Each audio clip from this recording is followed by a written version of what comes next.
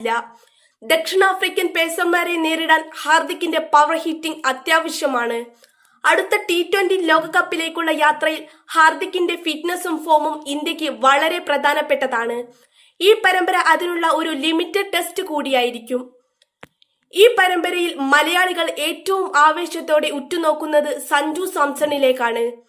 Wicket keeper ബാറ്റർമാരുടെ റോളിലേക്ക് ജിതേഷ് ശർമ്മയ്ക്കൊപ്പം സഞ്ജുവും സ്ക്വാഡിലുണ്ട്. എന്നാൽ ഇത്തവണ സഞ്ജുവിനെ കാത്തിരിക്കുന്നത് ഒരു അപൂർവ റെക്കോർഡാണ്. അന്താരാഷ്ട്ര T20 ക്രിക്കറ്റിൽ 1000 റൺസ് എന്ന മാന്ത്രിക സംഖ്യ തികയ്ക്കാൻ സഞ്ജുവിന് ഇനി വേണ്ടത് വെറും 5 റൺസ് മാത്രമാണ്.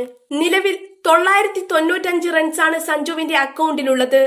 കട്ടക്കിലോ തുടർന്നുള്ള മത്സരങ്ങളിലോ അവസരം ലഭിച്ചാൽ ക്രീസിലെത്തി ആദ്യത്തെ ബൗണ്ടറി നേടുന്നതോടെ സഞ്ജു ഈ നാഴികക്കല്ല് പിന്നിടും. T20 ഫോർമാറ്റിൽ ഇതിനോടകം തന്നെ 3 സെഞ്ചുറികൾ നേടിയിട്ടുള്ള സഞ്ജു തന്റേതായ ദിവസങ്ങളിൽ ഏതൊരു ബൌളിംഗ് നിരയെയും തച്ചുടയ്ക്കാൻ കേൾപ്പുള്ള താരമാണ്. സ്ഥിരതയില്ലായ്മ എന്ന വിമർശനം പലപ്പോഴും നേരിടേണ്ടി വന്നിട്ടുണ്ടെങ്കിലും ഈ 1000 റൺസ് ക്ലബിലേക്കുള്ള പ്രവേശനം അദ്ദേഹത്തിന്റെ ആത്മവിശ്വാസം വലിയ തോതിൽ വർദ്ധിപ്പിക്കും.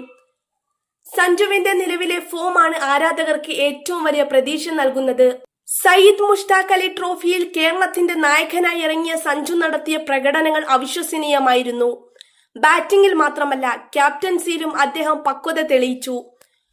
ബൌളർമാരെ കടന്നാക്രമിക്കുന്ന സഞ്ജുവിന്റെ ശൈലി ആഭ്യന്തര ക്രിക്കറ്റിൽ വലിയ ചർച്ചയായിരുന്നു. അതേ ഫോം അന്താരാഷ്ട്ര തലത്തിലേക്കും കൊണ്ടുവരാൻ സാധിച്ചാൽ ദക്ഷിണാഫ്രിക്കൻ ബൌളർമാർ വിറയ്ക്കുമെന്നുറപ്പാണ്.